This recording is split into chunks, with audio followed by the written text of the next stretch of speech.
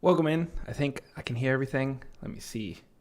I think the music is in the background. Let me drop that down a little bit. Hopefully that's good. So, welcome in, guys. Hope everyone is having a great day. Today, I just want to do something a little different. If you guys don't know me, Israel. I make content on multiple platforms, YT, TT. So just gonna be working with LINQ methods today. So I want to just sort of review for me for future content, future whatever that may be. Want to go over LINQ queries in C#, and just gonna be coding along. Let me see. Let me drop my mic. It seems a little too loud. So just gonna be coding with that. Anyone has any questions, anything they want to bring up in chat, just gonna be doing that. So we're just gonna be reviewing this.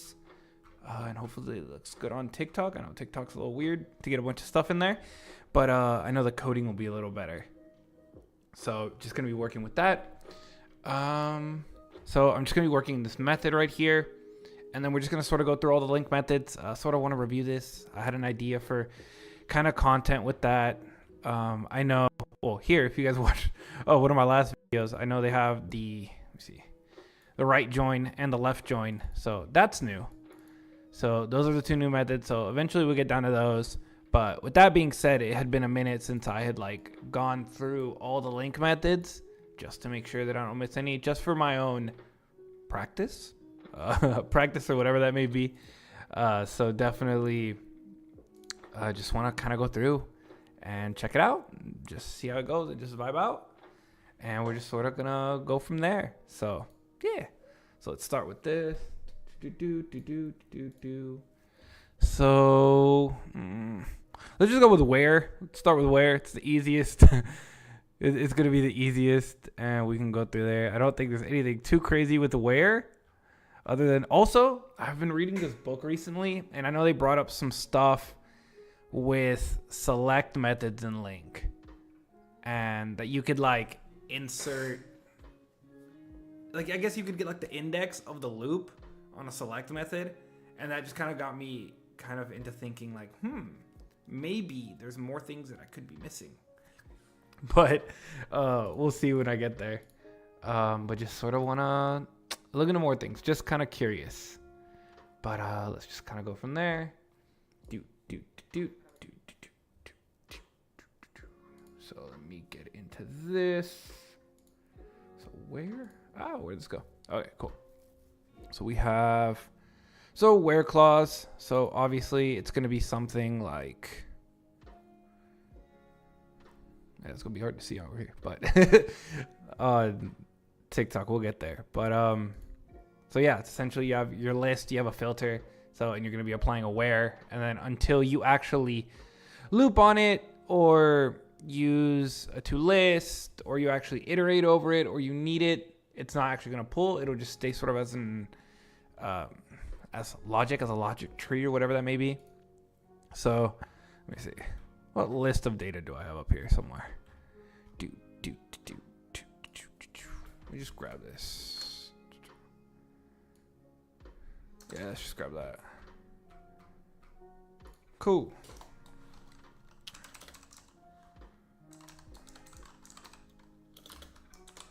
Let's just do that. Okay, so that is just my table, or let's just say base. I can't do base. Base data. So that'll be my base DB set. So that's my base DB set of just Pokemon table. And then if we're gonna go ahead and do the where clause, obviously it is just where, and then you're gonna have your condition here. So I don't know. Oh, let me open up my SMS in a little bit in case anyone asks what database or what stuff am I using. But essentially, var where would just be, I don't know, where data.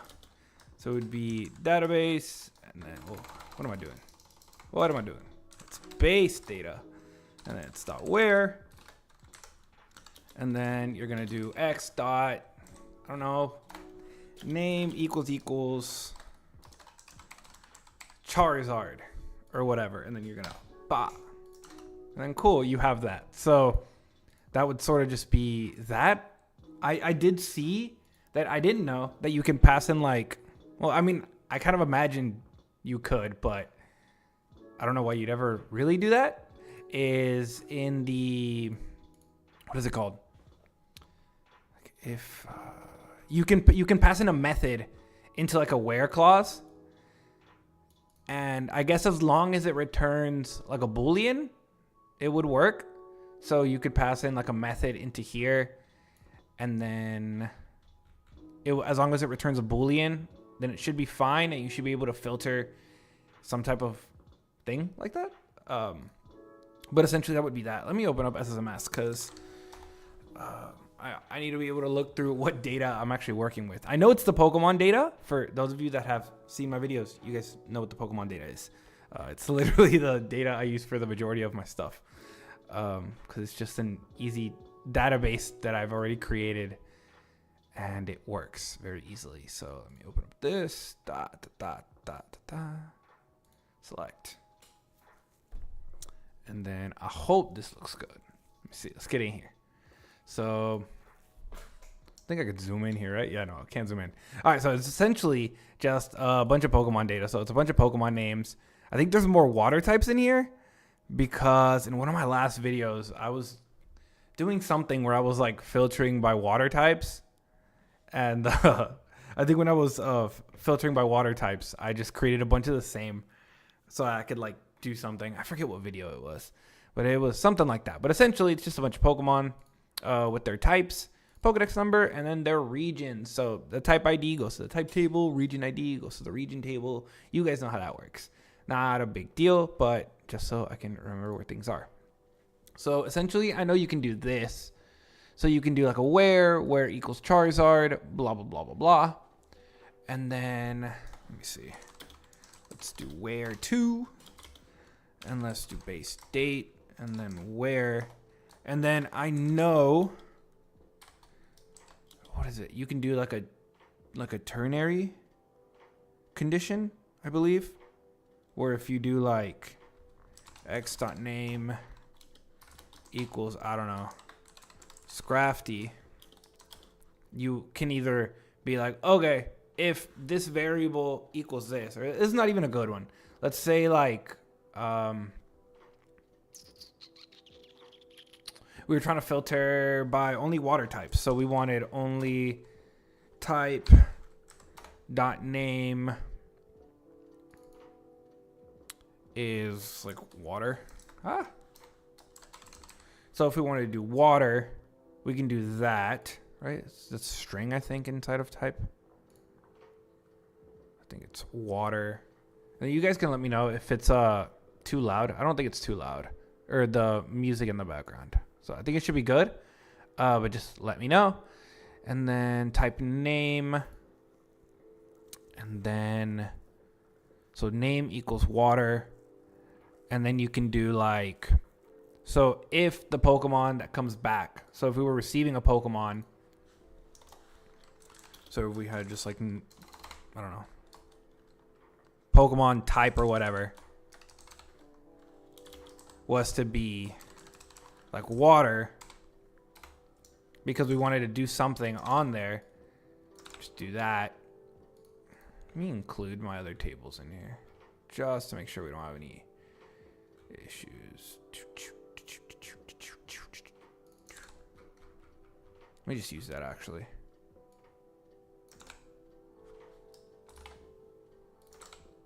So base query here. And we're just going to pull that. Let me change this. Because we basically, so this base query just essentially is just a get everything. So as an iQueryable. So then at this point, we can just apply all of our LINQ statements. Just apply our LINQ statements without anything executing. So essentially, we're just going to be doing that. So we're going to return in this table. We're going to include this stuff. Call it as an iQueryable. I think it already does that automatically, but still, whatever. So let's go back down here. So I think the other thing would be like, let's say, let me delete this one. So let's say we're going to do where, and then you can do like ternary. So then you could say like this is true. So if the Pokemon type equals water, then we want only that. So I believe then it would be like, so if this equals this, then we would want this as the filter. Otherwise,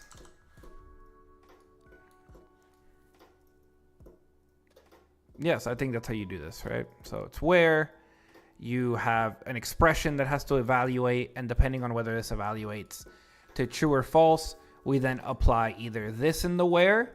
So we would then be like, okay, we want all water types. And then, but if this for some reason is wrong, we just want everything. So we just pass in true. Because at the end of the day, if you look in here, a where is just an expression func, and then you pass in a list of items, and then you get back a bool. So this right here is what you need back. So as long as you end up passing some type of expression that evaluates to a Boolean, that's all you have to pass in there. And then you would just get something in here. But this would be like a way that you could control what's going into your where clause in case you were like, oh, but I need, what's up? But I guess that would be like in case you were doing a, what's it called? Does everything sound good? Hopefully it's not too loud. I think everything sounds good, but just let me know if something sounds too off, music sounds too off, or I sound too loud. Let me know.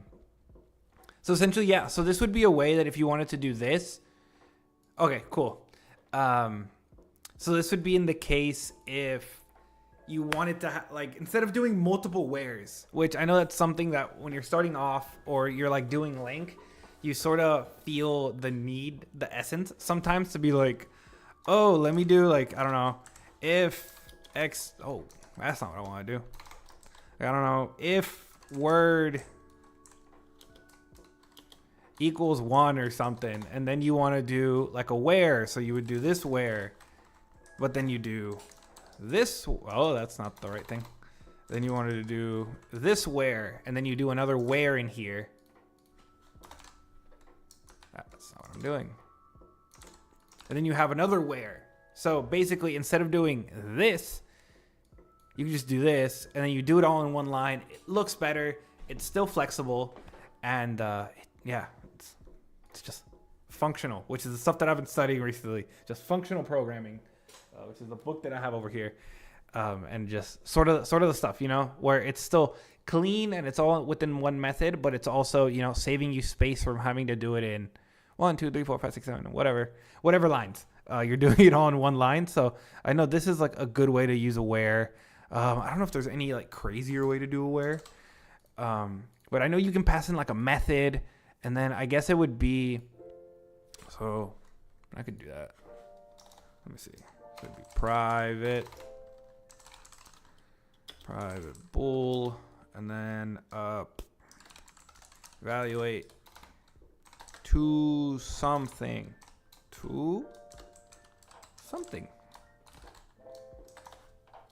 and then, oh, that's not what I wanted to do. Am I outside? Yeah, I'm outside.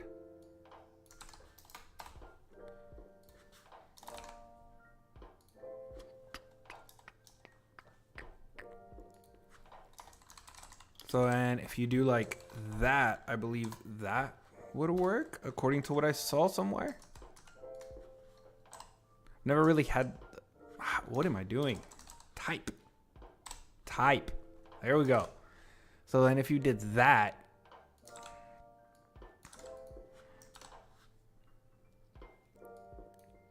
then let's do this, where 3.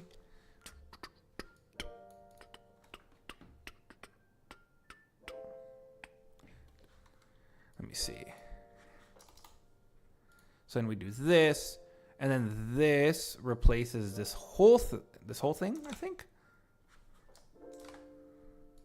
Yeah, because then that evaluates to true. So then essentially what you could do is inside of here, you could do your logic. I guess if it's more complicated, that's something that fits in here. I think as long as it just ends up evaluating to true, you could then also pass in X.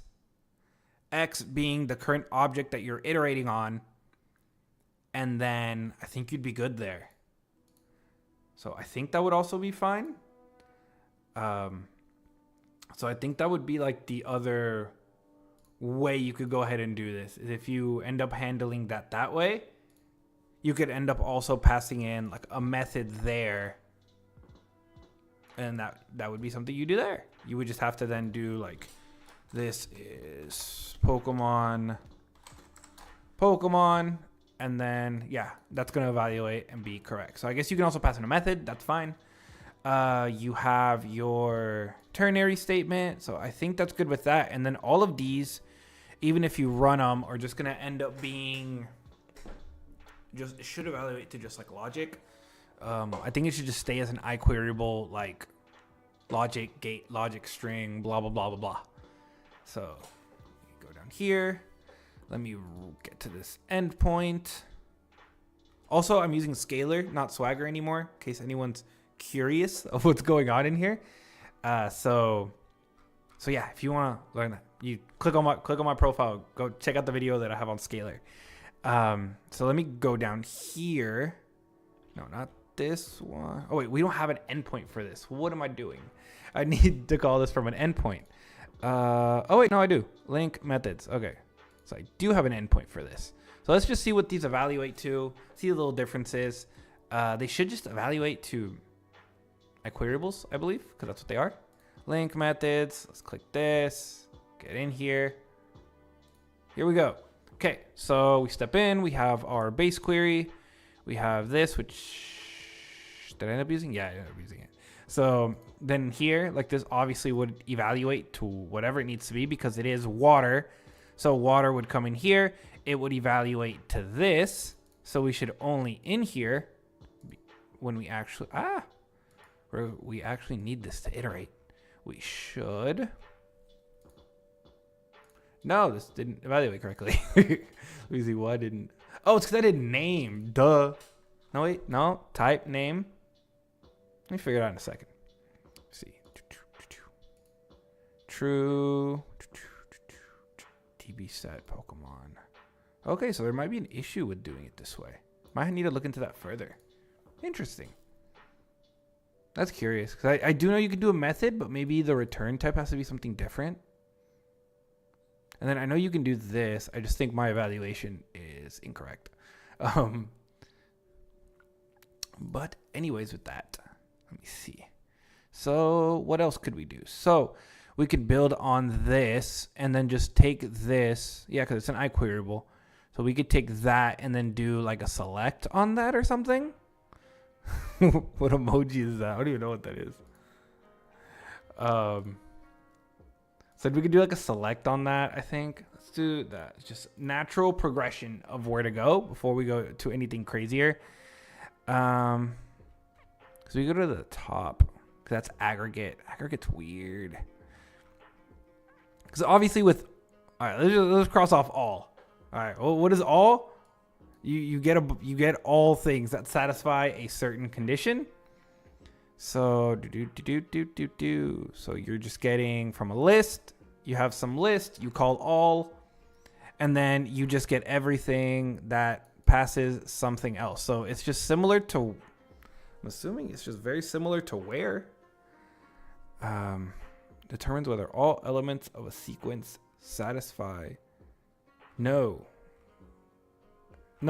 it's if everything in the list or sequence, everything in the source that you pass in evaluates to the same thing. So like so I think it sends back a Boolean, correct?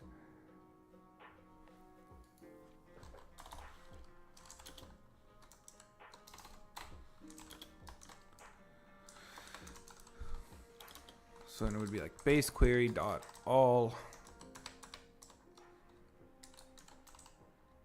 Yeah, determines whether all elements of a sequence satisfy a condition. Yeah. All right, cool. So, and that would be like, what is something that all of these do? I don't know what all of these, like, they all have a name. I guess their name isn't empty. So, if X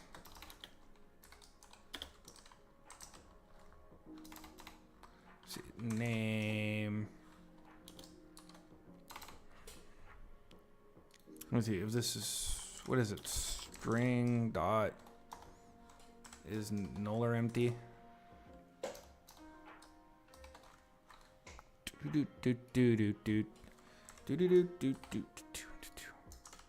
So that would be this would be, are they all null or empty? So if they're not,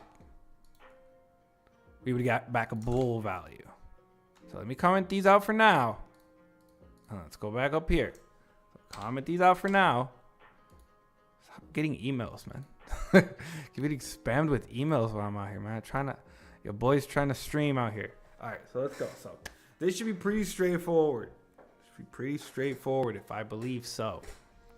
So let's go through here. Click this. Here we are. True, because they're not. Because they all have names. Everything in this database is not an empty string. So then this would be false because obviously it would be the opposite. And then so all of it is just essentially evaluating to some, because all the Pokemon have a name, and then it's either they all pass or they all fail. And then you're just going to pass in some type of condition into here. So I think with this, maybe it has to be a delegate. That's what I'm thinking here also. Maybe. Just thinking. But let's go back up here. Let's run this. And yes, it would be the opposite because now it's checking are all of the Pokemon in the base query, in the database for the Pokemon table. Are they all empty? No, they're not all empty, so false. Or true if it's this one. But I don't really have a lot of situations where I'm checking, I guess, are all of these something? I think that would be, when would it be good to use all? I guess if you had like a certain subset of data, I mean, there's the time where you want to use the .all, right? Because you're going to have some type of data and you're going to want to make sure like, hey, are there any records in here that are maybe like missing data or data that's incorrect or the date's wrong or I don't know. I mean, there are a lot of situations where maybe you just want to blanket like, hey, check is everything in here equal to this value, or is every item in here from this transaction date or things of that nature. So then you'd want to use that sort of as an intermediary to then get that Boolean value and then do something else. So I see it. Not bad. So let's leave that. I can leave these around. I can leave them hanging around. Let me get rid of this.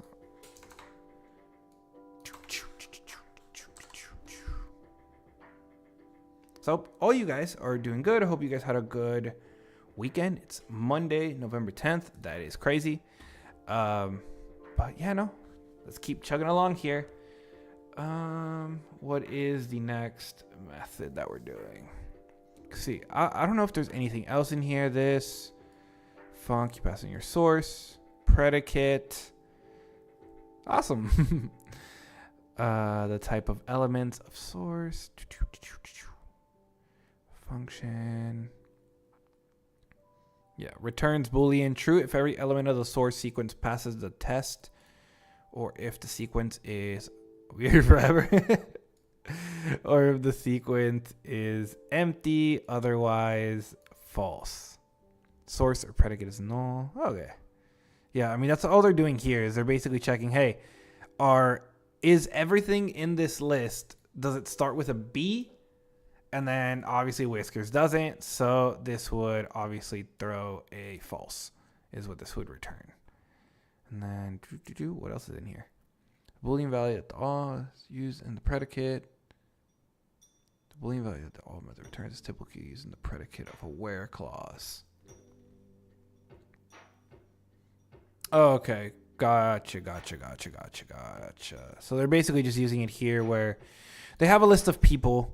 And then, yeah, they're using it just as a filter where essentially, hey, is every single thing in this list above age 5? If so, select the last names.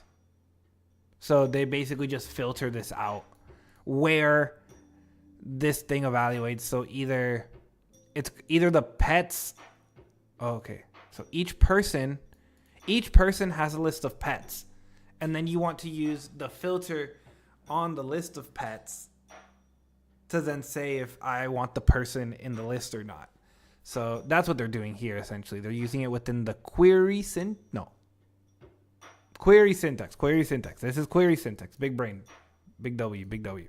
It's query syntax. Method syntax is the one we're doing. So it's fine.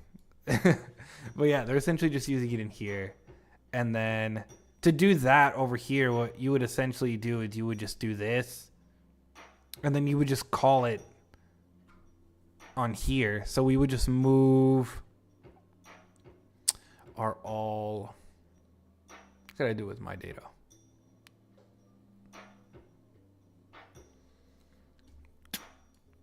So you would just do like x dot. See, I don't have a list like that. That's the thing I'm thinking. I don't have a list like that. But I know what they're doing. It essentially just moves it sort of in here. So you would just sort of grab var x equals base query dot where, and then you would do like x. I don't know if this is gonna work because I don't know if I have the right structure to do I don't think I have. Yeah, my data doesn't have a list inside of an item, so that then I can iterate and get that Boolean. But essentially, like, it would be something like, if this was a list, then you would do something like,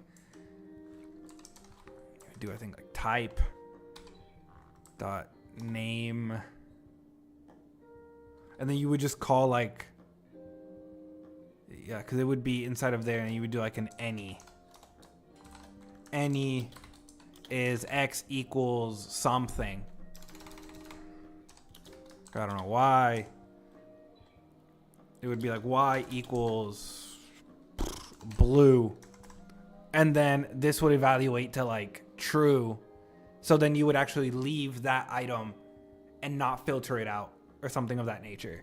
So that's how you would use this. You would just, you use this to evaluate to your Boolean, and then you're going to then filter your list based off the where, which bases itself off the all, and then not any. Oh, any as well. Any as well, but that's not the one we were doing. So we were doing all. So essentially work exactly the same way as what I had.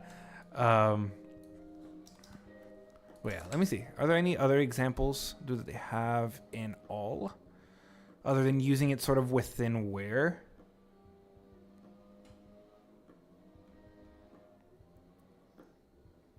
So yeah, essentially they're just using it here, and then they just have it on its own because it evaluates to oh, here it is. This is the thing I was looking for.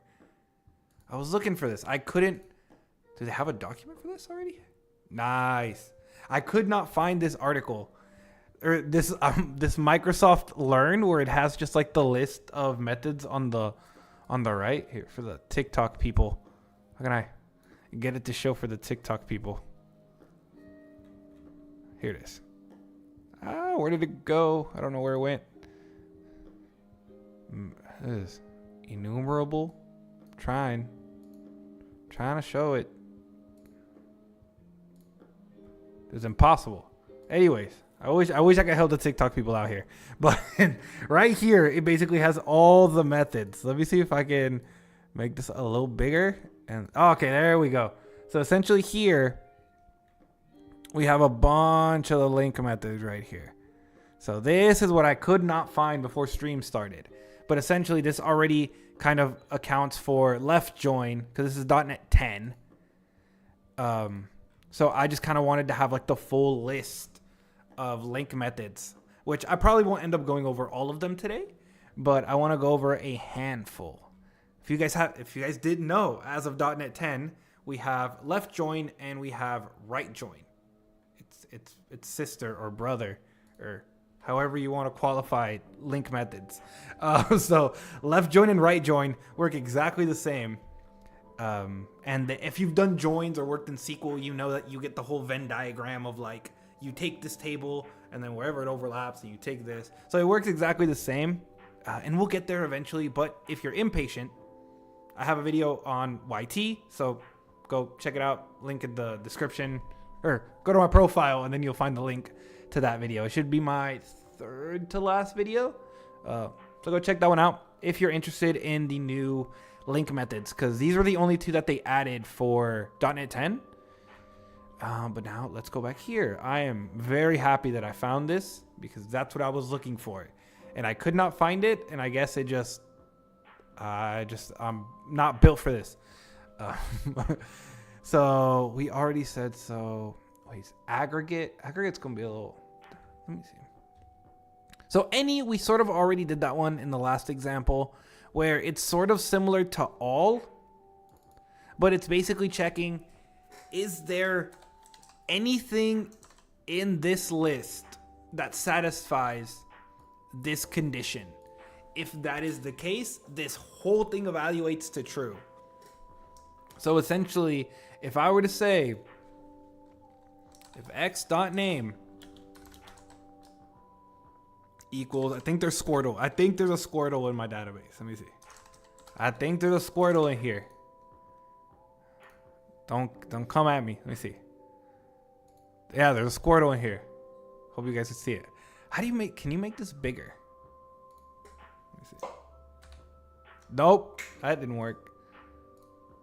I don't know if you can make this bigger. This is tiny. Okay, anyways, we have a Squirtle before I get sidetracked. So we have a Squirtle.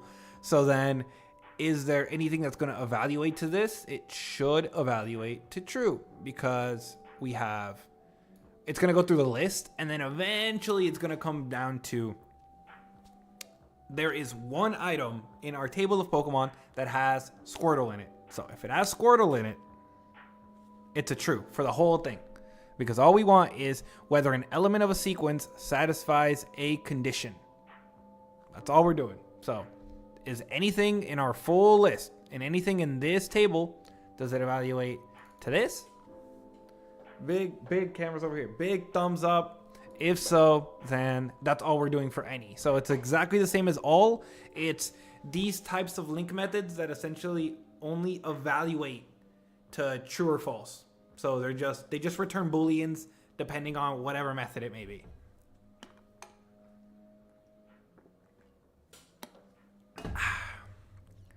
So, is there anything special about any that I do not know? Is what I'm gonna go through. A sequence satisfies a condition. So essentially, you can also do the same thing with turn this down on my end a little bit.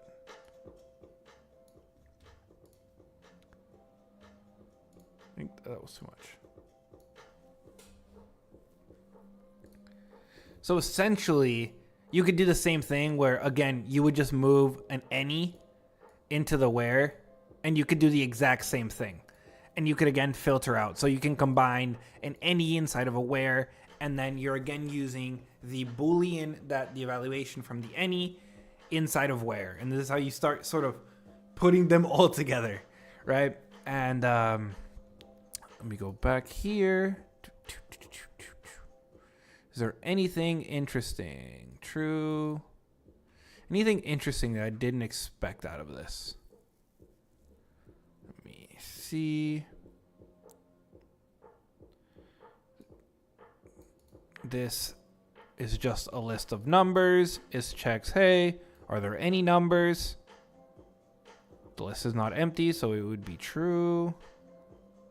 What's going on down here? Okay, so essentially what they're doing in this example, let me see. What they're essentially doing in this example right here is that they're basically just doing the same thing that they did with all, which is, again, just using, like I just said, an any inside of here. So basically they're just going here and they're just doing where name dot any is blah, blah, blah. And then it just evaluates to something, and whatever it evaluates to whether it's true, whether it's false, then it'll just take that value and then filter accordingly. And then where did my window go? It's in here somewhere. Cool. So I think that's all we have to really do with any. I don't think there's anything else here. So let's go back. And then we already did where. Is there anything else interesting in where? How do you to filter a sequence based on a predicate? Okay, so you can also take the index here. So this is something that I had seen for select in the book that I mentioned that I was reading. Stay. Don't move. So this was something I had seen in the select book, in the select method for the book that I'm reading, is that these also have the ability to like grab the index. So you don't only need your number, like you can grab the index of the item that you're technically like looping through in a way. So right here, they're using like their index. Let me see. Where take a number, you take its index, and then is the number less is the number less than or equal to the index times 10. So basically this would be index 0, 0. Okay, 30. Yeah, okay. Yeah. So then you keep, and then you keep the number. Okay. That makes sense. Okay, I think that's cool. I didn't know that for also where. I knew it was for select, but that's only because, like I mentioned, I've been reading this book. It's not back. No. Functional programming in C#. I've been reading this recently because of work and striving to be better. And in that one, when they're going over the select statement, they brought up that you can grab the index. And I thought that was pretty interesting because I didn't know you could do that. I thought it was only like, you pass in your number and that's it. But you can also like, I guess, keep track of the index.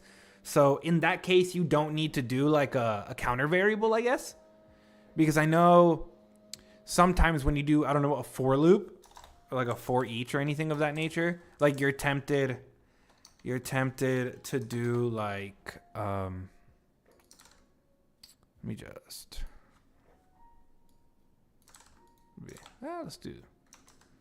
let's do, what is this?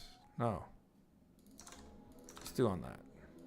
So then you're tempted to do like, oh, I need to keep track of a counter. So you do like int count equals 0.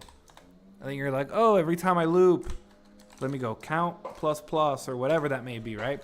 So instead of doing that, you can just, if you're using this way of iteration. So also with select, when we get to a select method, a select is also basically just an iterator similar to a for loop. And if you think of it that way, being able to keep track of the index allows you to also keep track of like, hey, I want to know what's in position 1 or 2 or 3 or whatever that may be. And you don't have to do this extra maintenance of a counter variable just to keep going. Or, if you do a regular for loop where you still declare like the index and then start from there, well, you don't have to do that.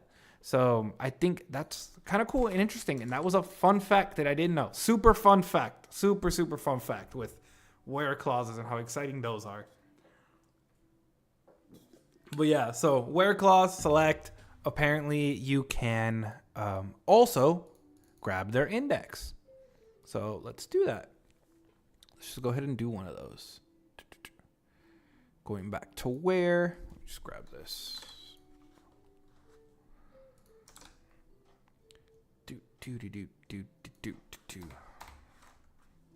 So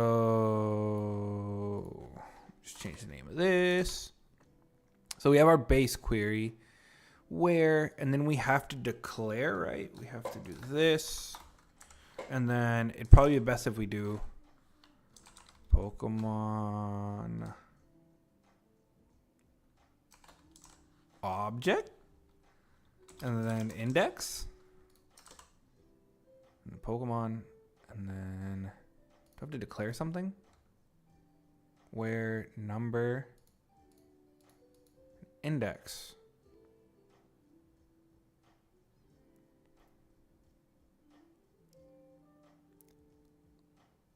So I don't have to do anything there. Interesting. Let me see. So then if I say, I could just do something that always validates to true. I don't know. If the index is not nullable aware, but I guess that's fine. So we could do, what can we do here? What can we do here, chat? What can we do here? So it would be Pokemon object here. And then I could do this.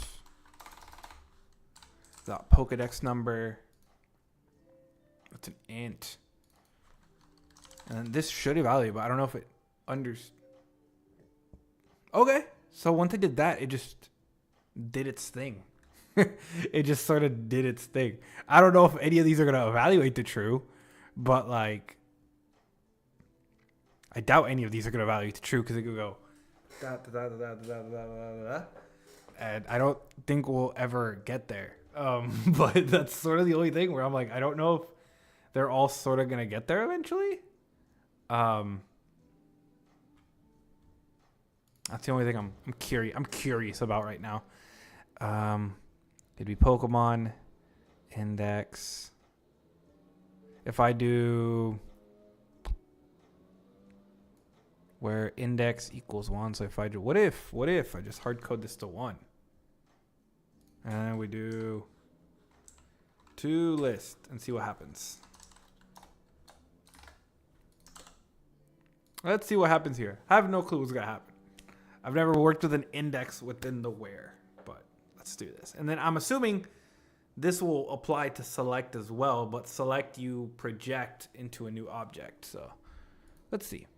LINQ, test, click away. Let me see. What happened? Cannot be translated. To list async. Either rewrite the query in a form that can be translated or switch to client evaluation specifically. Okay, let me get rid of the base query because I think that has a join in it. Yeah. Let me see. We're all learning here a little bit. Let me see. Oh, maybe that has a problem with it. I don't know. Now we can dive further into this because I also would like to know how this works.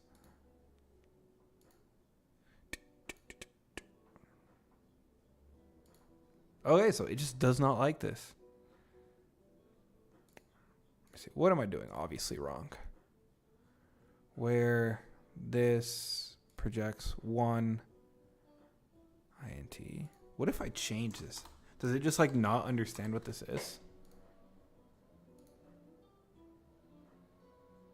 Stringing it. No, it sort of does. Let me figure it out. Let's look this up.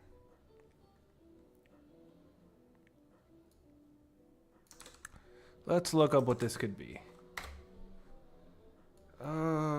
Where?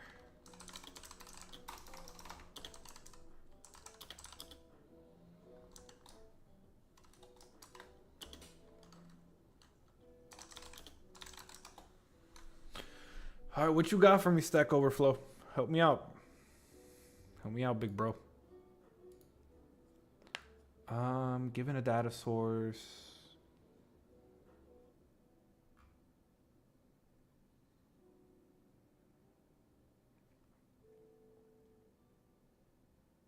See, they're using a select here. That's the only thing I'm seeing right now.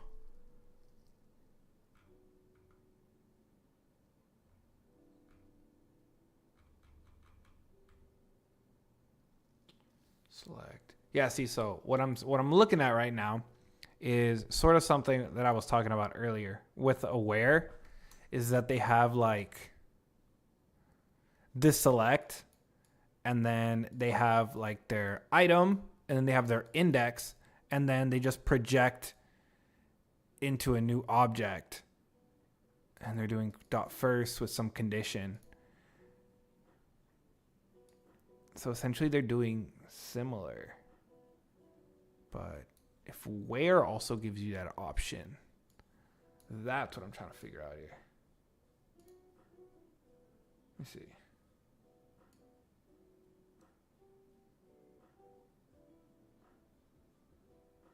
As far as I can tell,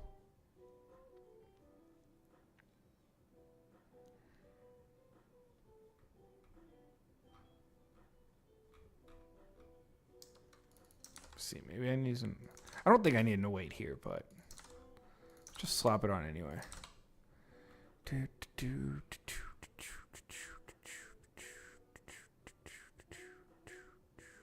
me see. I don't think I do, but I'm not seeing anything weird. That's sort of the thing. I'm not seeing anything weird here. LINQ expression, DB set. Either rewrite the query in a form, blah, blah, blah, blah, blah, blah, blah. Can I copy this? I don't know what the heck is going on. So I would like to know how to use this index. Unless it's like in the wrong way. Doing this incorrectly. I'm not sure. But we got time to spare.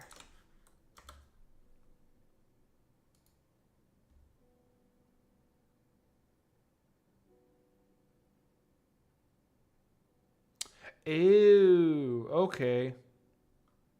So is this a LINQ to SQL thing? Gotcha. I think this is a LINQ to SQL issue. Got it. I think this is a LINQ to SQL issue. Makes sense. Because that makes no sense why that wouldn't work, but I guess it does in this case. So let me do this. Let's see if what I just Googled is correct. So let me do var. Jeez, man. Chill out. List of Pokemon. And then we do to list homie. Yeah. And then we do this. Now this should evaluate correctly, I'm assuming. So I think that was just the issue. I think the issue was just it doesn't like select. Or it doesn't like select. The LINQ to SQL translation doesn't work. Yeah. Okay, so actually one worked. We got Tyranitar because index or 1 equals index 1. Yeah, so we're going to get the second object. Yeah, we're going to get the second object from our list. So yeah, that makes sense. Duh. So we would have index of 0 and 1, and we would get the second object. Yeah, that works. Cool. So I guess I could also do like Pokemon. No, would Pokemon ID wouldn't work, would it? If I do that would get like all of them because index would start at 0, and if I do like index plus 1, and then we do dot Pokemon ID. I think Pokemon ID is. Well, no, this will fail because these have 1,006. I forget why I get this issue sometimes with this database where like it jumps like 1,000. Well, so this will work for like 6 of them, I think, because it'll be index 0, 1, 2. So this should be 1 if this evaluation works correctly. I don't know if I need parentheses around this. Let's put parentheses just for giggles, because for fun, right? Let's reload this. So I think could work. Could work for fun.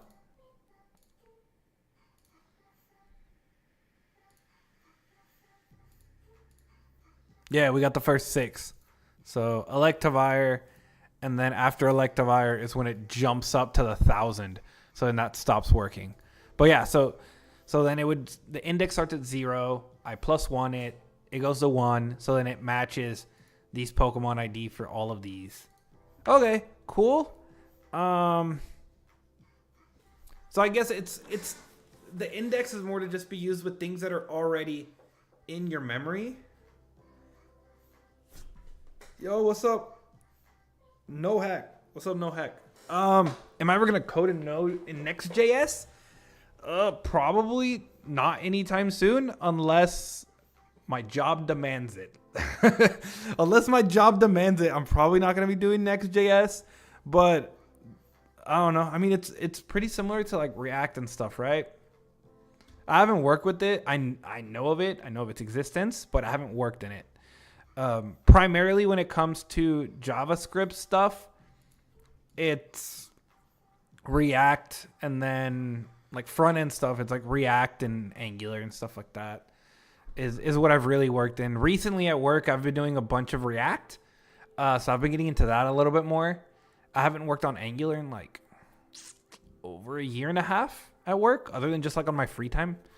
But yeah, so probably not unless work dictates that I learn Next.js for some reason. But I don't think it'd be too crazy of like a learn. But yeah, I don't know what your opinion on that is, but that's my answer to your question. But thank you for popping in. So yeah, I think this is cool. I guess the only stuff for yeah, no, man, appreciate you. I appreciate you, man. But yeah, so it's one of those things like when it came to Angular. So I was like coming out of like college and stuff, dude. Like I still to this day. Where am I? To this day, I do not like the front end. I'm saying that out loud. I do not like the front end. So I've only had to work with it because of work, basically, where they're like, hey, you're the only dude on this project. Go crazy. We need you to learn Angular or React or whatever. But that's essentially how I've had to work on front end stuff. Dude, I don't like it, honestly. But, when you're good at something, you're just good at something. So I've had to learn it. And then when they moved me onto React stuff, it sort of ish translates. I guess like fundamentals, principles, blah, blah, blah, blah, blah. So that's how I kind of take all of those languages, and JavaScript or TypeScript and things of that nature. They all sort of work the same, and then you just sort of have to get into like the quirks of each one. I know from Angular's looks and maybe not functions, but it like looks and codes differently than Angular or React. So that's sort of the only thing. But yeah, no, if life takes me to Next.js, then I'll be learning it. And then it'll probably start popping up on my channel if I find something interesting enough to do it. That's sort of that. But I like to stay more back end because that just more fun. I will vomit if I have to resize a div or like have to make something responsive. I will just, it's gonna be a bad week. Okay, so with the where clause, I think the only thing that's sort of a downside is, or not with the where clause, with using the index, I think that's the only like downside is the fact that you have to use it with a list of data that's already in memory. So I guess if for some reason you had it already in memory, then it would be useful. But I don't really like that if you're trying to do everything in an iQueryable, everything offloaded to the database, the LINQ to SQL doesn't work there. So I guess we chalked that one up as something that LINQ cannot do in that fashion. So yeah. So let's move on to something else. So I'm assuming .select will have that same limitation. Maybe? Question mark? Maybe. We'll see. We'll see if we get there. Okay, so I think I'm good with the where. Let me go to 10 again.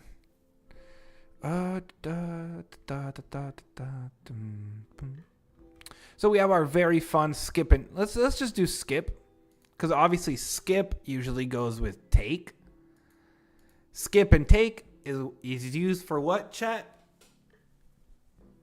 Pagination. You got it. Gold stars, everybody. Good noodles and stuff like that. So you have that, and all that's for pagination. So we would probably want to do the same thing. Let's just see if we find anything interesting that can be done in here, because I've never looked into these methods past like what we all know that they sort of do. which is like use a skip. What does a skip do? You have a collection of items. We want to skip the first 20. So we do a dot skip, and then we pass in the amount that we want to skip. Or we do a dot take. We want to take this amount from this list or whatever that may be. Then we take this amount. So we're going to skip this amount and then take this amount. And that's how pagination happens. But is there anything else? Any mysterious wonder in here? Let me write down which ones I've already gone through as well, so I don't recover them again. But yeah, most likely, I sort of wanted to go through all these methods and anything interesting and stuff because I do want to do like a comprehensive, like as of .NET 10, these are all the LINQ methods. How do they work?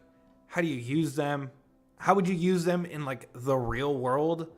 Because obviously there's a bunch of examples, and that's one thing that I hate is seeing examples, but it's a non-practical example of a situation I would never actually see at work.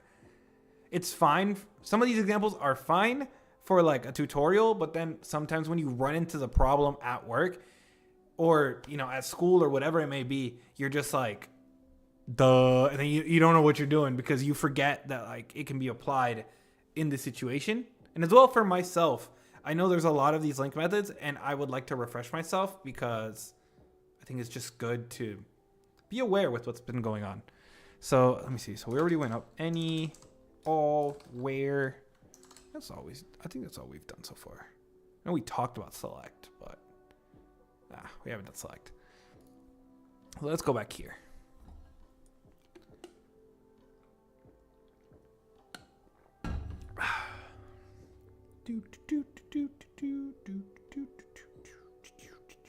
Okay, let's see. Skip.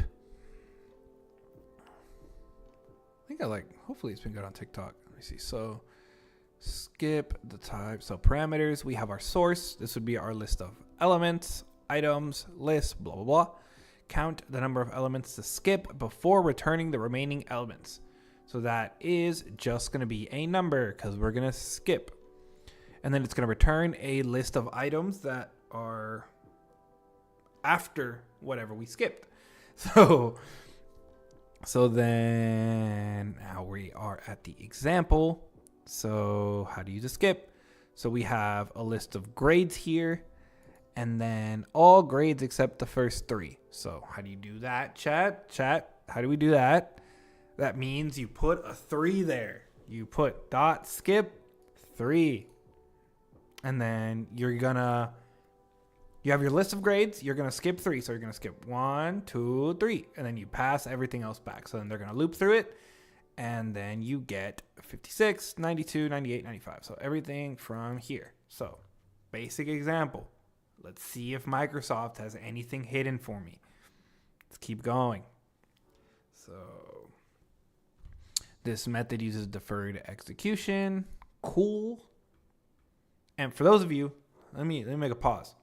Because deferred execution is something that I learned the first time I was ever implementing a table in an application. And I had to use filters. I had to sort. And then I had to page. And I had to do all that in the queries. And this was the first time I ever ran into deferred execution. I think it was like my first year and a half, maybe 2 years out of college. I ran into this because I got like super deep into figuring this out because I was like, I have to know how like the pros do it because using IEnumerable or loading everything into memory is clearly slow, but I don't know better yet, so I gotta learn. So then I stumbled upon deferred execution, which essentially means is that you can build up your LINQ query and then execute it at the time that you want. So essentially, you defer executing your query until you want to. You that's watching, until you want to. You have full control of your query. And essentially, like we see here, right here, they can do grade.skip, and this will not execute. It'll just have like the logic of the query, but it won't actually, or what is it called? the logic tree of the query. I think that's what it's called. It'll just have that big old item. Excuse me. It'll have that big old item, but it won't actually do anything. So like if you run it, it's sort of like this. If I do not toList, because obviously toList here is going to give me an item of 20. But if I do not this and I reload this, this is just going to give me like the logic-y thing. I forget the professional term for what it means or for what it's called. But essentially it's just that. So if we do this, it's, yeah, so you get like the logic of it. So this is what it looks like before it executes or bring anything back. But then once I actually do toList, I've stopped deferring execution.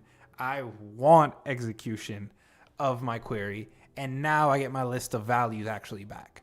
So that's sort of what's going on there. So that's what deferred execution is. So that means you can do .skip, you can do a .take, you can do a where, you can do a select, you can do all of those things and your query will not execute. So again, like I mentioned earlier, if you have a bunch of filters or you're sorting or you're doing blah, blah, blah, blah, blah, you can append all of those all that stuff. And then until you actually loop over it or do a toList, a count, something where you actually need the values in memory, it'll run the whole query, get back that subset after all the filters, selecting, whatever that may be. Then you actually have them in memory. So you take a billion records maybe, and you bring them into 10, and then only the 10 get loaded into your memory, and then you actually do whatever you want. So that's deferred execution. It's one of those fancy words that means something relatively simple, but as so many things in programming are, they sound scary, but then you kind of learn what they are, and then you start throwing them around. You're just like, I'm the smart guy. But what's the other one that I did? What's the other? There's like another. I don't know if it's not recursion. It's dependency injection. Dependency injection.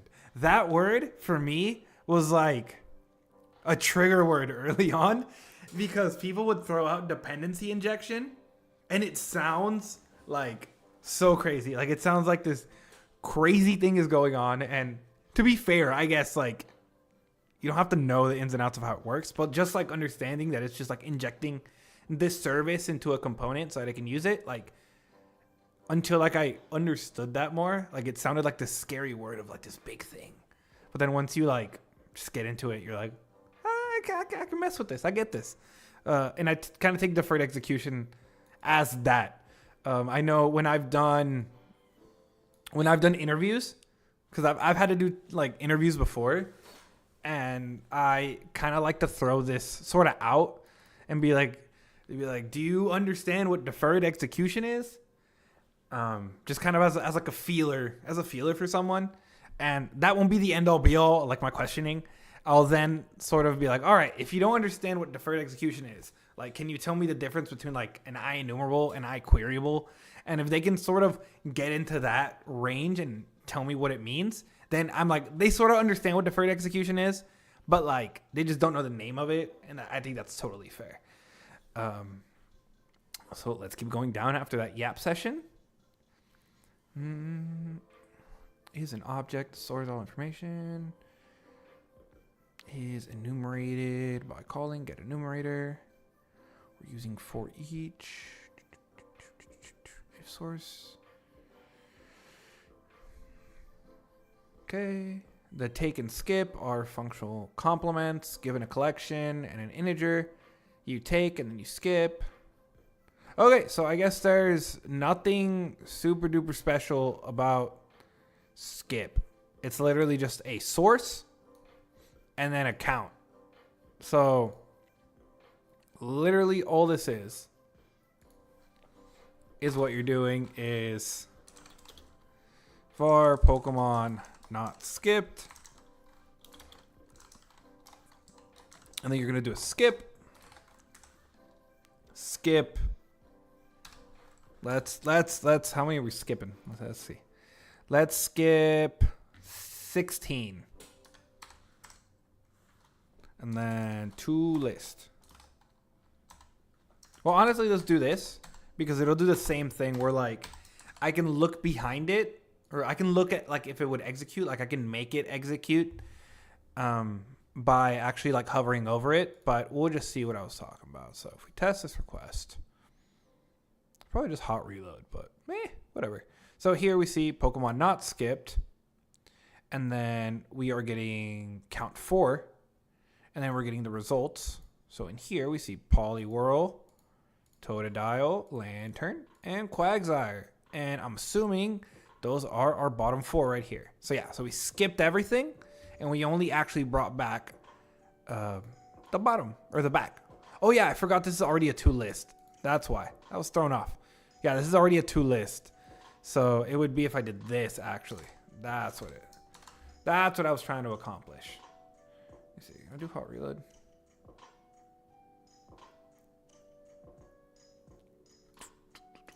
I don't remember how hot reload works on this. Let's just keep it going.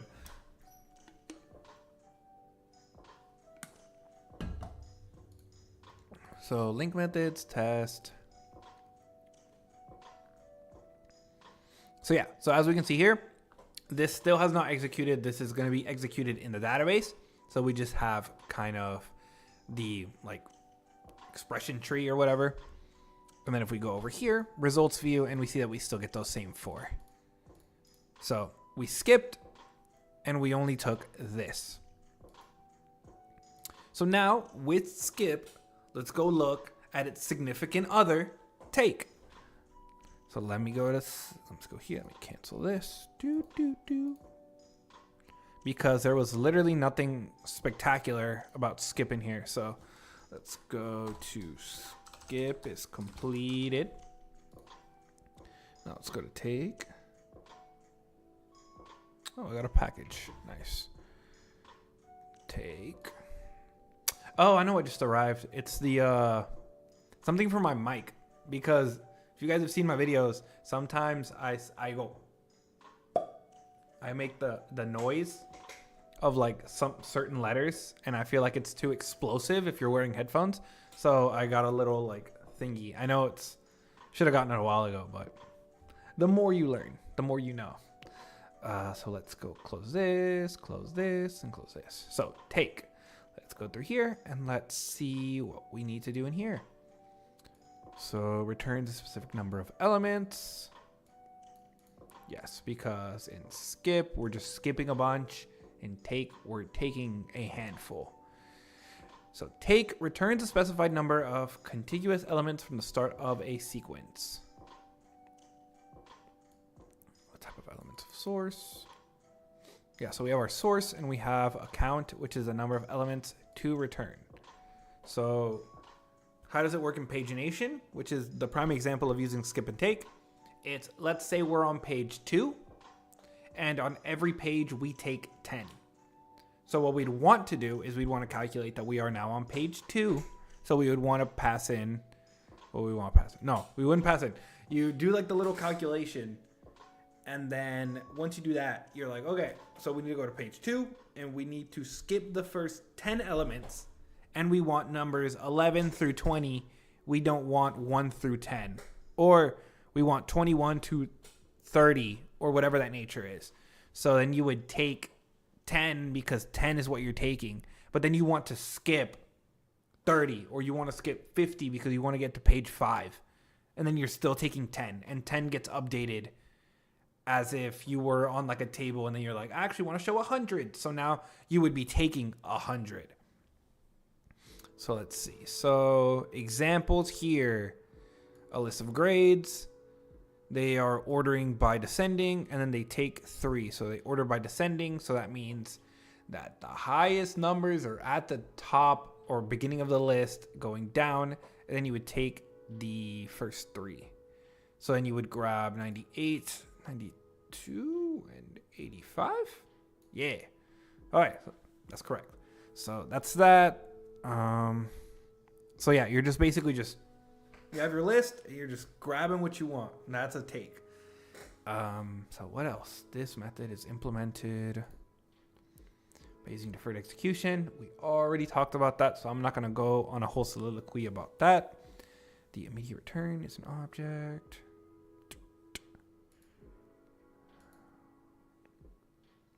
It stores all the information that's required. Let me see. Or by using for each and C# or for each. If count is less. So essentially, take parameters. A range. Okay. Specified range. Okay. You can look at that in a second, because right here you can get a range, which is a range type.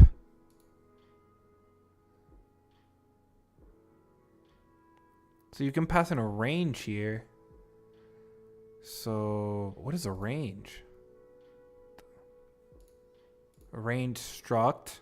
Okay, see chat, we are finding interesting things that I don't know if I'll ever use, but interesting things that I'm also learning. So we pass in a range, and then we're just passing in an index. Okay, so we just pass in like take from here to here, I'm assuming. So instead of just giving it take this arbitrary 10, we tell it to specifically take here to here. So I guess if we wanted like items 22 to 24, right? And we don't want to calculate the skip, and it's just take, maybe. Interesting. We'll get there when we get there. But that's interesting. The more you know. The more you know. So let's just do a skip take for right now. So if we're doing a skip, let's say we have a table that has 10 items. So we have 20 items here in total. So we have 1 through 10, 10 to 20. So let's say I click to page 2 on my table, and I'm showing 10 items per table. What are we showing?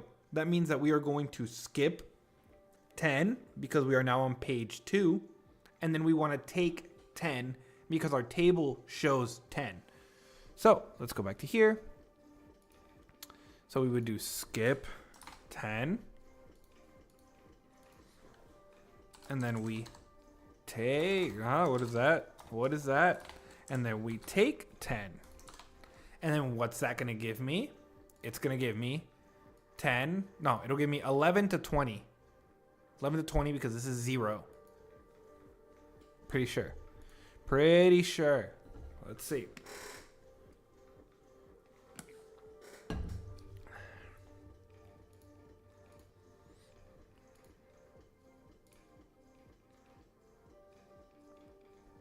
Look at that. We look at our result. We should see our first one is Squirtle. And Squirtle is number 11. So I was correct. Yes. So we take 11 through 20. So if I look at the last item here, this last item should be Quagsire. And Quagsire is the last item in this table. So skip take. Skip take, if we had a paginate, that's how you do pagination, right? And especially if you're doing iQueryable, though usually skip take is like the last thing that you apply to your query. So usually after a skip take, you've already done your wheres, your ordering, or whatever else. Usually comes before the skip and take. So then usually at this point, you can just do like, okay, now to list. And then you can just call that. So let me look more into that range because I'm curious about the range.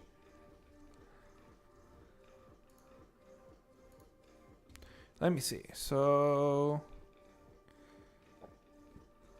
let me look into this.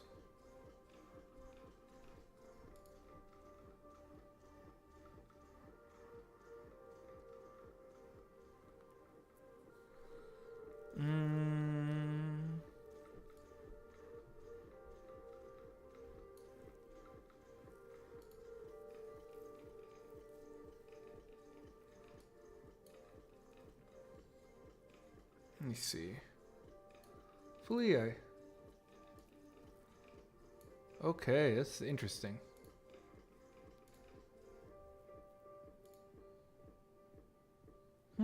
I didn't get this in the chat. Hopefully I haven't been missing those messages on TikTok too much. I know I missed one. So that one's on me. That one's on me. The TikTok stuff isn't coming through. So that's interesting. So that's interesting. Interesting. I need to keep track of the TikTok chat. So let me see. So RAR, I don't know if you're still here or not, man. Appreciate you, but I'm just going through all the C# LINQ methods. So that is something I'm gonna need to keep track of better because I did not see everything that was going on in the TikTok chat. So that is interesting for me. Okay, I need to check that one better. Well, anyways, for now, I'll apologize if I miss any messages on TikTok. I think. Let's see. Interesting. Okay. I'll do better. I'll promise. Let's get back to these LINQ methods. So let me go back here. And then not this one. What am I doing? This threw me off. So let me see. Take function. Wait, take function with range.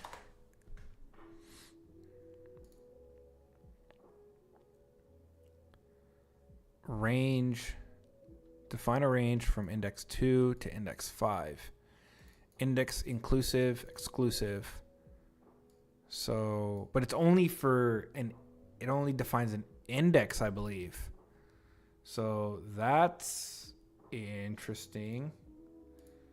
Because if it's only an index, then we just have to do this. So if we just do var range, and then we do just like what they did, is this? Is it that? And is that a range? I've literally never worked with a range. Okay, so that's a range. So then this would be like index to an index. Okay, so integer number to an index. So if this was correct, this would be 0, 1, 2, Halucha to Electivire. So if I did this here, so if I move this. If I did that, and they need to figure out a way to grab both of the chats, because that's the only thing I don't like. Yeah, because I guess this is just the YouTube. Okay, so apologize to me. I apologize to everybody. This is the first time I've like double streaming on both of the platforms, so I need to keep better track of these two chats. So Leslie, thank you for all the roses and the hearts and stuff. I hadn't seen those, but thank you. Oh, I appreciate you. Thank you so much. And then let me see. Okay, so I think that's all I was missing. So back to the feature presentation again, because that threw me off. I just wanted to make sure I wasn't missing nothing. So then what else are we doing here? So we have range 2 period 5. And then that's just a range struct. So then in here, we then pass in this. So then if I skip 10 and take 2 to 5, that would be skip 10. So now we're at Squirtle. This is 0, 1, 2, 3, 4, 5. So it would be Blastoise to Poliwag. I think. Nadeem, thank you for the follow. Appreciate you, man.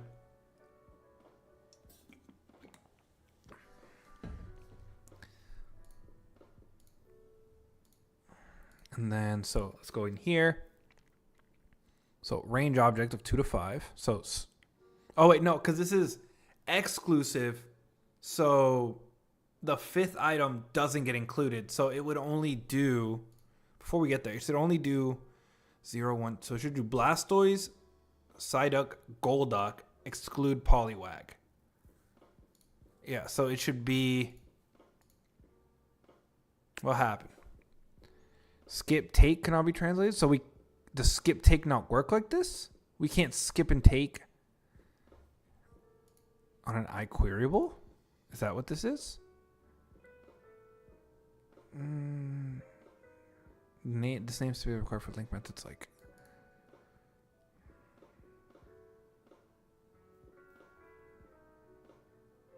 Let me see.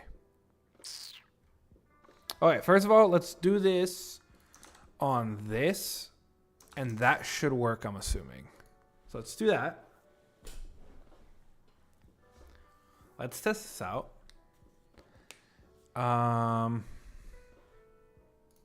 Let's see. Yeah, let's test. Let's go. Let's go big or go home. Let's go big or go home here. So let's test this out. So 3. So this should be Blastoise, Psyduck, and Golduck. Yeah. So okay. So we're good here. So Psyduck, Blastoise, and Golduck. So that is what I thought it was, which is the range that we had. So 2 to 5. And then, so I guess that's, so this is just how you create a range struct. Interesting. Never worked with them. Now the question here is, I don't think it works with iQueryable. And that would be because it's not in memory yet. So the range, would it work? Maybe? That's an interesting conundrum that I'll have to figure out. Because when I ran this, the error was what? Again, I don't know when I'll actually use a range, but I like to know that it's an option, that it's something that can happen. So if we go in here, and we go, so okay, so let's see what the error is. So could not be translated. Okay, so I'm assuming that this is another one of these issues with LINQ to SQL, which is that a range cannot be translated. A range cannot be also translated to SQL. So this is probably one of those things where this is not the issue that I just saw in EF Core 10. I don't think so, because that was for contains, I think. I think that was for contains. So I don't think that applies, because this is also EF. This is .NET 10 that I'm working on. So if that was solved already, this would work already. But since it doesn't, I can only assume that this is another one of these things that happen that LINQ can't translate according to this little thing right here. Let me move it over here for TikTok. So it cannot be translated. So I'm assuming you can only use the range struct right now for things in memory. If it had to go to a LINQ expression, you can't use the range struct. So good to know on one hand that a range struct is even a thing, because I didn't even know they were a thing. So I didn't know they were a thing, but now at the very least, like, now that I know they're a thing, that definitely we can go from there. And thank you everyone for the likes on TikTok. I appreciate it. So yeah, I guess so. The more you know. Now I know that a range is a struct that is like this, and then you can pass it into here. But I want to say that just it doesn't work as an iQueryable yet. So I guess we hit another point of LINQ not being able to do something that SQL can do. So okay, cool. So let's move on from take, but that was interesting. Good to know. Let me write that down. Write that down. skip take.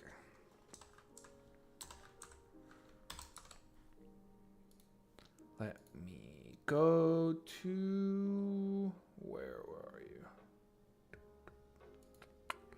Okay, so interesting. Okay, so now what do we do? Let's see. If we do aggregate, do I have something to aggregate?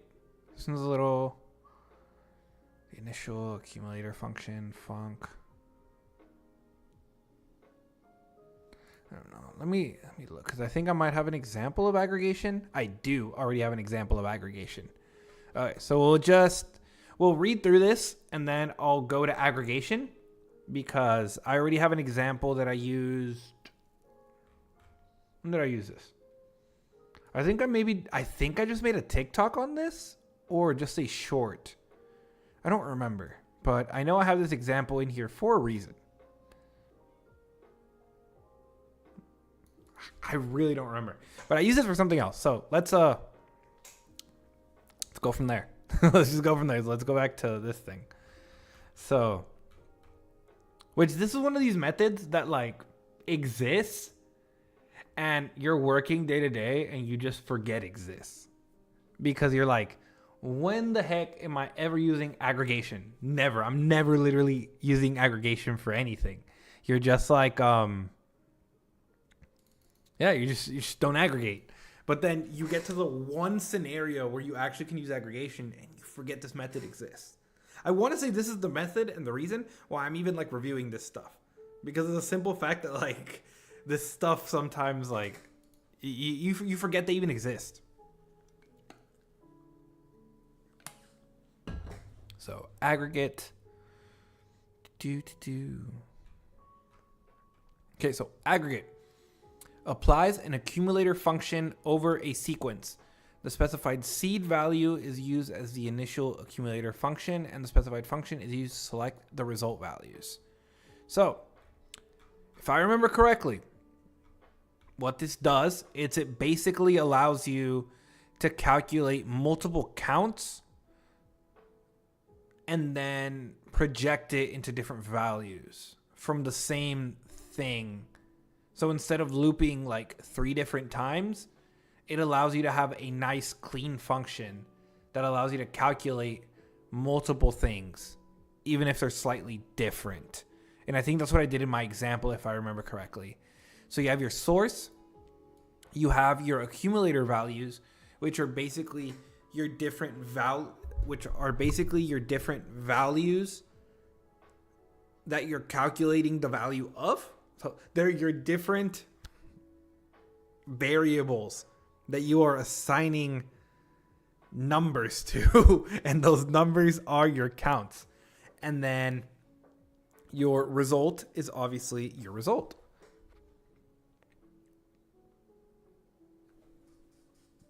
Your result is your result. So you have your source, you have your seed, an accumulator function, and then you have your result selector that depending on what you're assigning your value. And then go back here. And then source, func, result. Okay, so let's go over their basic example and then we can get over to my example that I have already. So what they have here is they have their list of fruits.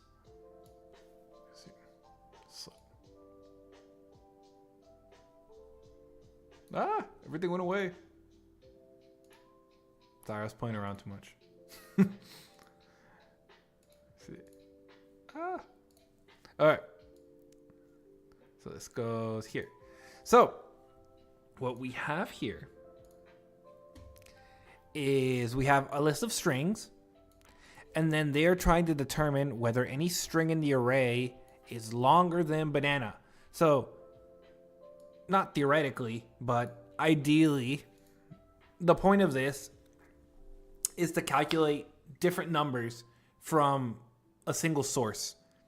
So what they have here is they're basically taking fruits and then they're looking for, and they're using the variable banana And then this is where they're storing the longest, I believe. And then this is like the next item in the list. So then you're looking at the next dot length, and then you're checking, is this bigger or long? Pause. Is this string longer than this one, which is at this point the longest? This is questionable wording I'm getting into. I gotta watch out for this one. So is the next one a longer string than the longest current string that we have? If so, we want next to be the value that gets assigned to longest. No. Yeah. So if the next one is a longer string than longest, we assign the next value to longest, or we just keep the current one. And then eventually our return, which is our, what is it called? The final accumulated value. So the accumulator function. Yeah, so that's this here. That's the accumulator function. Yeah, so you have your source, your initial accumulator value, which starts off here, your function. Yeah, your return function is this. This is your accumulator function, and then this is what you're starting with. And then this is your list that you're iterating to, which is fruits.aggregate. And then you return it as upper. And then when you call that, you're going to get passion fruit, because that's the only thing longer than banana, which is your initial value. And then perform a calculation, a sequence of values. It's called a func, and we won't get into delegates in here. If you guys want delegates, I have a video about that as well. But delegates is a longer, way more confusing topic that I'm still learning the ins and outs of. But we're getting there. We're getting there. So let me get deeper into here.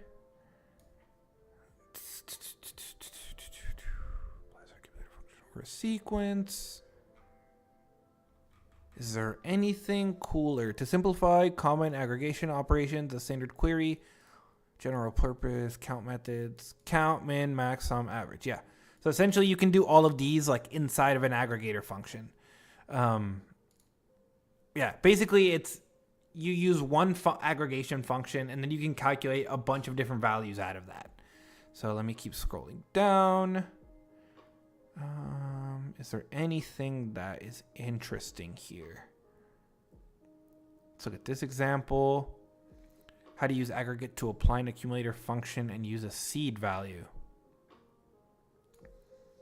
Let me farther here. So we have, see how does this looks fine? Yeah, it looks fine. Okay, just want to make sure. It looks fine. So here we go. So we have a list of ints, and then count the even numbers in the array using a seed value of 0.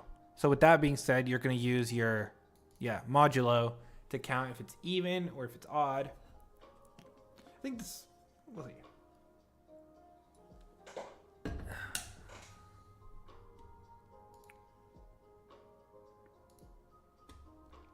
Thought I recognized this song.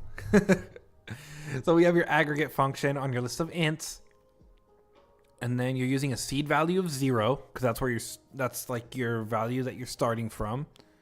Because your aggregate, your seed value, and then you are passing in ints aggregate.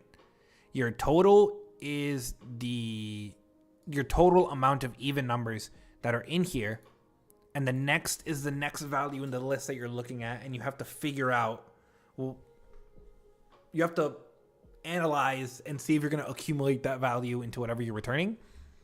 So then you're going to take the next value, modulo 2. If it returns 0, it's even. If it returns 1, it's odd.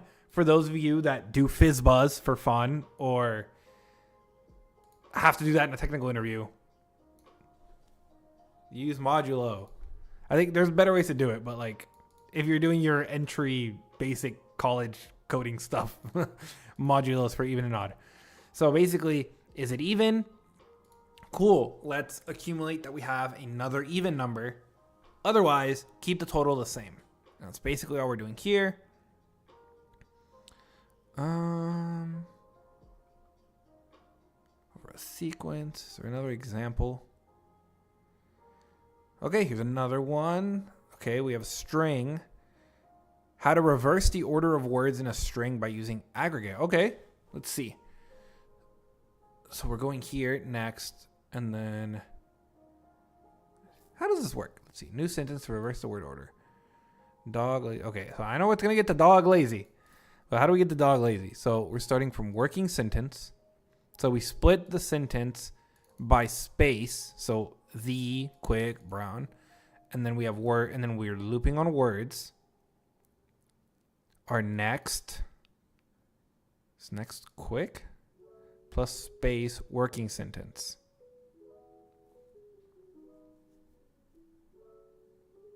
Quick, the working sentence. Is it because it has no pre-append each word to the beginning of the new sentence? How interesting. Next. So is that because you do... Oh, you're appending it to the... I know what it's doing. Oh, okay. So it basically just takes... So we have a sentence, a working sentence, which is empty. So we take the and we slap it there. It's empty. And then we take the next one and we slap it in. So the gets appended to an empty string. And then now we get to quick, and then that gets appended in front of the. Then we get to brown, that gets in front of quick the. Now it's brown, quick the. Okay, yeah, and then you build out that way. Okay. Throw me for a loop. Throw me for a loop. Throw me for a loop, but I figured it out. Threw me for a loop, but I figured it out. Let me see. The overload of the aggregate method isn't suitable for all cases because it uses the first element of source as the initial aggregate value. You should choose another overload if the return value should only include the elements of source, blah, blah, blah, blah, blah, blah, blah, blah, blah, blah, blah, blah, blah, blah, blah, blah, blah, blah. That's a great article, Microsoft. Thank you for blah, blah, blah, blah, blahing. Okay, so in aggregate, let's go look at the example that I had that I want to say is more relatable to what you're actually going to need it for. So, as you can see up here, we were doing different counts. So, let's say you find yourself in a scenario where you have to calculate slight variations on the same data. So, let's say you have a list of...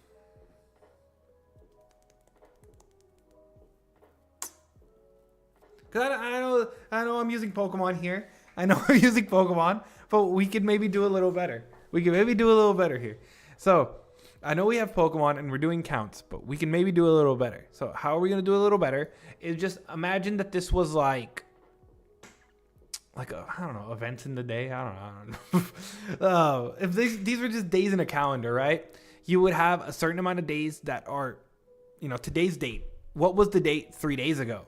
And then what was the date a week ago? What was the date a month ago? And you have certain events that happen within that time frame. Well, you can accumulate how many events happened, what things transpired within those 3 dates. So you have 3 different time periods that you want to accumulate numbers for.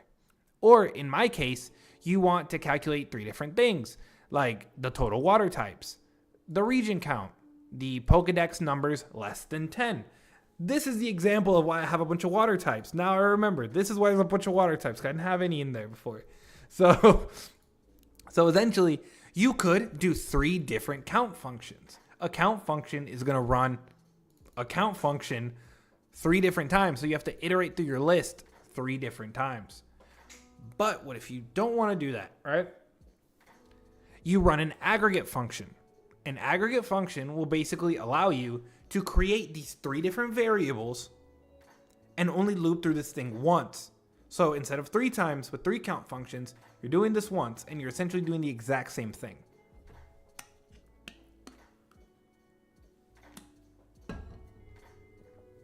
So what's going on in here basically is on our list of only water type Pokemon, we're going to aggregate. So we're going to create our new object that we want to pass back. So this is what we're actually going to return out of this. So we're going to have this variable of total water types, or this is what we are going to aggregate into. So our total water type count. So this is how many we have, which is basically going to iterate every single time we go through this list. We're going to add a value to it. And let me do this so you guys can also see what's going on in here. Then we're going to have the Pokedex number less than 10. So if the Pokemon that's being iterated on, its value is less than 10, we count it. And then we also, I think, are just counting the regions. Forget what we're doing here. Oh, no, we're only checking how many of these Pokemon are from a given region. And I forget which one is region 2. Johto. So we just want Johto Pokemon here. So in here, that's what we're doing. We're only counting Johto Pokemon. That's what we're doing in here. So what happens is once these are like accumulator values that we're going to then returning, we are then going to run aggregate, and we have to do this. I think, what is the difference? Okay, I remember the difference. So we'll get there. Let me finish this example, then I'll explain the difference between these two. So essentially, we have our values here. Then we're going to have our sum. So this is going to be the object that holds these three accumulator values. And then we have the Pokemon, which is going to be the one that we're iterating on. So what happens here is we're going to have our 3 different checks, because instead of doing 3 different counts, we are now going through this list and we are accumulating with our aggregate function. So what we're doing is total water types count is going to equal whatever we have already. So right now it's 0. And then we're adding 1 because we're just grabbing the total water types, because everything in here has already been filtered out by water types. Then we have our second thing that's going on, which is basically we're counting up the Pokedex numbers less than 10. So the Pokemon that we get that are less than number 10, and I think we have like Blastoise and stuff and Squirtle in here, so those are before 10. We are basically saying, do we want to add 1? Let's see, I don't know if you guys can see this. Basically, we are saying, let me move this a little bit here. Basically, we're saying, do we want to add 1? Is the value less than 10? If so, plus 1. If not, plus 0. So we're not counting it up. So essentially, that's all that's going on in there. And then we have our region count, which we're doing something just, again, very similar, which is, hey, is our region 2? That means it's Johto plus 1 or plus 0. And then you can just do those inside of here, and you can still have your little conditions in this manner. And then basically, you just get your totals back, and then you can just return your totals. And then it'll be something like this. So then once you get your values, let's say you wanted to return, I don't know, the total water types. So then you would just do, total water types count. And then you would just return that value, and that would be out up there. So that's how you do that one. But then there's like a slight variation that you can do. And that slight variation is where you basically just define this as empty. And then you can sort of just do everything in here, but you have to return your sum. So this makes it to where it's a little bit less verbose and not as confusing. And it allows you to cut this down so you don't have to repeat this every time. By defining a dynamic object in here, by using like a dynamic object that you create, it doesn't know it. It's like how do I explain this? It basically just doesn't. It can't like, I don't know how to explain this. Basically, you just can't do it. Basically, if you go and you try and use this dynamic object, you have to state it every time that it's adding onto itself, because it needs to know like its previous value. So it's a little bit more verbose in how this looks if you go with this way. And let's say it's because you don't want to create a new class. Like what I had to do here is I had to create a new class called counts. And then this had to be in here. And those 3 values are the same ones that are here, but I had to make a class for it. So that's the difference, is if you don't want to create a class for a one-time counts, like a one-time thing that you're returning, right? Because you don't want the bloat, then you would do this. The only thing is the code doesn't look as pretty because you can't just do the plus equals like down here. You have to do this. Like you have to add upon itself. So it's in your hands, right? It's in your hands what you want to do. So the other option is, like I said, you create your counts. Counts have the 3 values inside of them. And then you have your sum again, and then your next thing that you're iterating on. So essentially here, instead of having to do this, when you have to do like a +1, you just do plus equals 1 because we're just looping through it. And it just knows that and it can actually, since it's its own class, it can do it in this way. So then here, you can also get rid of this and just do plus equals, and then you have your condition. And then again, you can get rid of this and just do plus equals. So it's just 2 different ways to write an aggregate. And it's either you can use a class there, or you can do it more dynamically if you don't believe in making classes for like one-off things, which I know that's a philosophy, things that some people believe in. And that could be your way to go about it. Or you can just use a class here. So that is sort of the way you can do aggregates. And then again, you would just have to do a return here that you don't have to do up here. You have to do a return, and then you would get your total with class. And then you can again do like the same thing. So you can do like Pokedex numbers less than 10, and you have all your counts there, and you did that in one pass instead of multiple passes. So that is the aggregate function. I don't remember if this works. I don't remember if this works with an iQueryable. That's what I don't think so. I think this doesn't work with an iQueryable.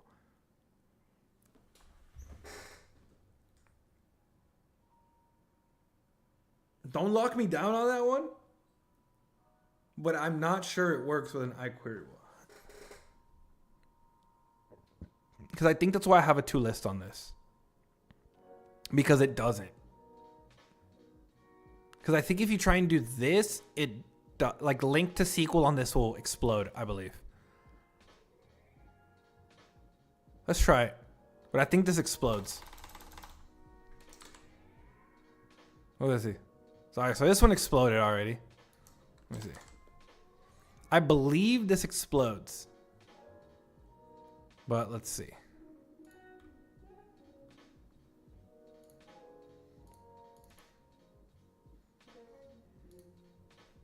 Okay, so I think this is in the Pokemon controller. Let's check.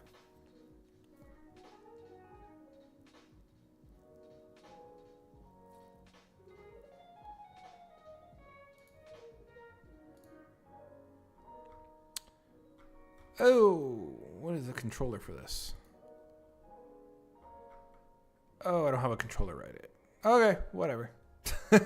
No, let me just call it. Let me change it here. Let me change this one to get counts.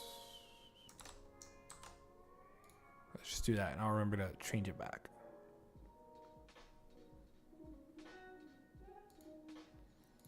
So Pokemon, and then let's press this one, and then I think I have a breakpoint on it, don't I? That'll be translated. Yeah, so it pooped itself again. Yeah, so that's what I assumed. I remember correctly, like I was pretty confident that if you do two lists, like if you do a iQueryable on this, it also messes up. So this works when you have it in memory.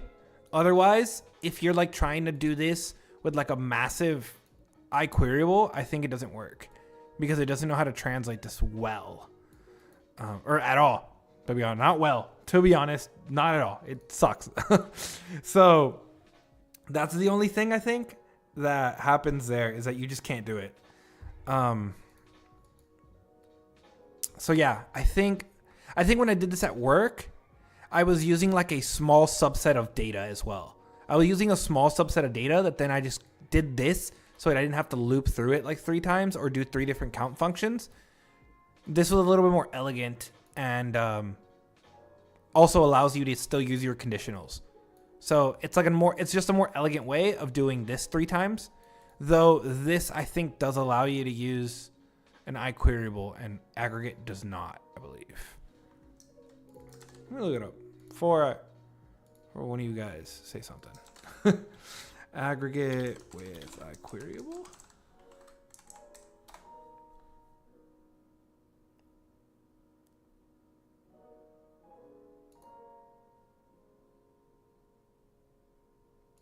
So it says you maybe can, but I might have to look further into it to figure out if it's just that you have to tweak like what's going on in there, or you have to do something a little different. That's what I don't know. So I might have to look into it a little bit different because I'm not really sure.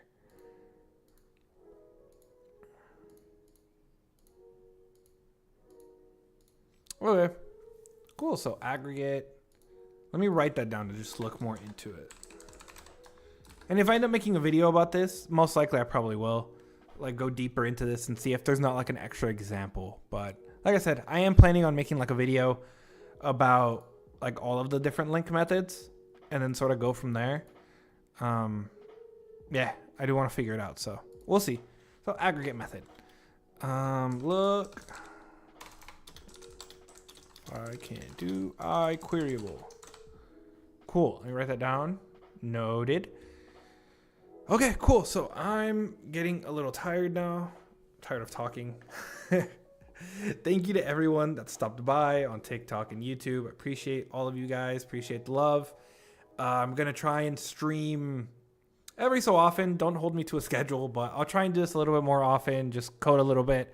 Hang out, talk. If you guys see something interesting in one of my videos or have a comment or whatever, I'll be around. So I appreciate you guys. I'll probably hop on and try and complete all the LINQ methods in a further live stream. So keep a lookout for the live stream. Thank you for the follows. Thank you for all the roses, support, the views. Thank you so much. Appreciate you guys for being here. I hope you guys have a great rest of your day. And I will see you guys in the next one or in the next video. New video came out this morning, so go check that one out. It's about C# datetime offset versus datetime. If you guys are curious about the difference or blah, blah, blah, blah, blah. You might have to do it at your job. You might have a situation where that arises. Go check it out. And yeah, I'll see you guys in the next one. Make sure to keep it locked to the YouTube, TikTok. Thank you guys to both and take care.